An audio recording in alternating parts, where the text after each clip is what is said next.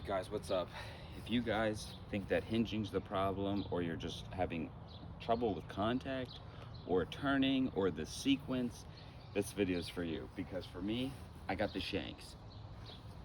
What is the shank? Well, it's the closest thing to a perfect shot. Don't forget that, because it is. You're close. Problem is either with your synchronization or your hand path. I'll fix your hand path in 2 seconds. Ready? Get your arms out, bring them in. Boom, done. Keep this locked, keep this tucked, get blood, bang. Come at the club like this. Bang. Okay. I'm tucked in, I'm good, I'm locked. Just rotate your shoulders, rotate your shoulders. Boom, okay? Hand path solved. If your hands are coming out here, ready? I'll show you real quick. My hands are tucked in, we're good. Bang, bang, right back at the ball. The problem is most people, they lift and turn. Now, guess where my hands are going? There. Now, if the ball was over there, hell yeah, dude, let's go. Imagine, we're here, here, here. Sure, but the problem is you're starting here with your arm down, and then you're returning here. That's the problem. Your hands have to return on the same path that they're going to be on. Okay, boom. Other thing is if it's your timing or your swing, right? Everyone seems Jake Knapp do that crispy hip turn first. Don't do that, okay? He's a professional, you're not. So what you're gonna do is you want it to be timed together. You want your hips and everything to clip to the top and everything to time together. How do you know you did that right? Well, right at the ball, you want your hand or your arm and your shaft to be completely straight right there.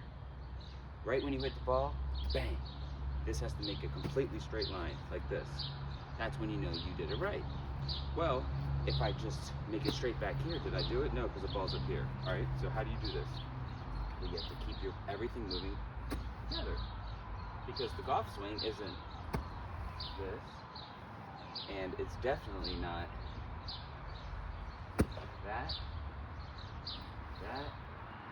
The problem with doing either of those, if you say you turn your hips too early like I did, well, what happens is now I'm stuck and I'm hitting a freaking far out right shank. Bang. Okay? Just demonstrate. Just kidding. But seriously, that's why you're stuck. Boom, you turn your hips. I'm a baseball player. I'm turning my hips. Well, dude, you're stuck. How are you gonna do this? You're gonna come out of it like this. Nice swing, bro. Actually, no, it's not. You just stood up like 2 feet. That's not athletic. You're not going to get any power in that. It's just going to be like, great swing. No, let's do it the right way.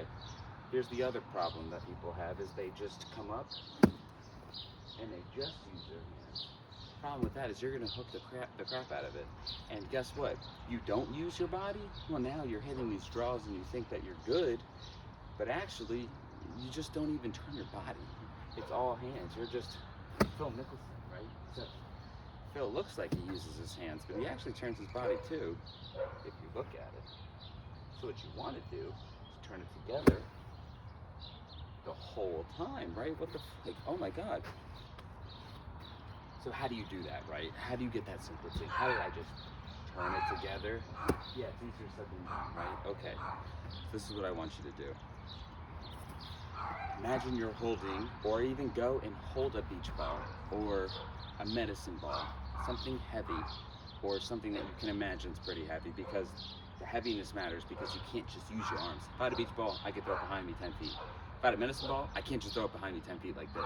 If I want to throw it 10 feet, I'm going to launch it. I can't do this, and I definitely can't do that. It requires me to load, collectively turn, look, see everything's in front of each other, turn and launch, right? Like this, or if I'm touching it this way and I'm going that way, right? That's the same thing with the golf club. It has to swing together. Because if I'm not,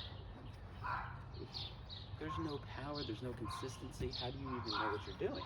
So you want to just catch the club, do it all together, right? So, let's do it in action. Remember, first thing you want to do, boom, tuck them in. Keep this straight. All right, we're good. Now what? grip the club. Doesn't matter your grip. We're not worried about that. We're worried about hand path and your swing moving together. So right now, I'm not lifting anything. I'm like literally just turning my body this way, and then I'm gonna bring my hands and turn it that way. Okay? My hands are slightly gonna hinge up, but that's just right there. Okay? Bang. So turn together here, turn together there. And when I'm turning together, I wanna hit that straight line right at the ball. How do I do that? I have to turn. Okay? What it's gonna feel like, you're gonna hear the terms, I'm skipping a rock, or I'm feeling like I'm under the club like this, like Tommy Fleetwood, right? That's what it feels like. Move it together. So let's do a little one. Got my 8-iron here. Go together. Go together. I didn't care about where my ball went or what happened. I just wanted to move together at the same time. I think I did that. So we got the punch shot down. Now see if we can get a little smoothie, all right? This is my 8-iron, goes about 160, 165, depending on the weather. I'm gonna hit about 130. Together, together. I mean, I love it. All right, let's get my 7-iron. Again, this is like it's like my 170, 182 club, depending on the weather. And what I mean is, I'm hitting it 140. Why? If you try to swing fast on the swing change, you never learn anything by doing it quickly. The slower you do it, the better and the easier it is for your brain to understand it. I.e., if you've ever played music, play it slowly somehow, it's just easier to do it. So, here we go. We're gonna go to the top. Nice and easy, right? And together, we're gonna make that line and turn to the bottom. I know I can't make that line back here. I have to turn, boom. Now we're talking, right? All right, here we go. Little 7-iron 140. I'm sorry, I flushed it. I think that went a little bit further, but catch my drift. Let's do one more. We're gonna do a full swing. As long as I don't hit it over the net. Full swing 7-iron. We'll say this is like 85%. Collection together. I want to look behind the ball. I don't want to do my early extension. I want to be back here, like looking at the ball like that. All right. Let's see if we don't move our head.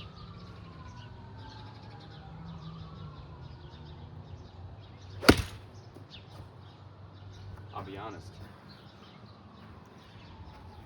It's not what you want to do.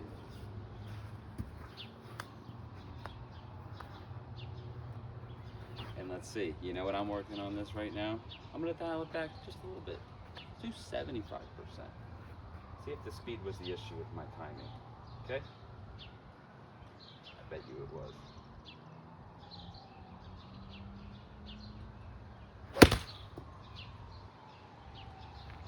That felt great. So, all this to just say, watch this. I'm gonna hit it over my neighbor's house. No one's gonna know. Just kidding. Here's an 8-iron. Hit a flush punch shot, crispy, crunchy. Nobody will know.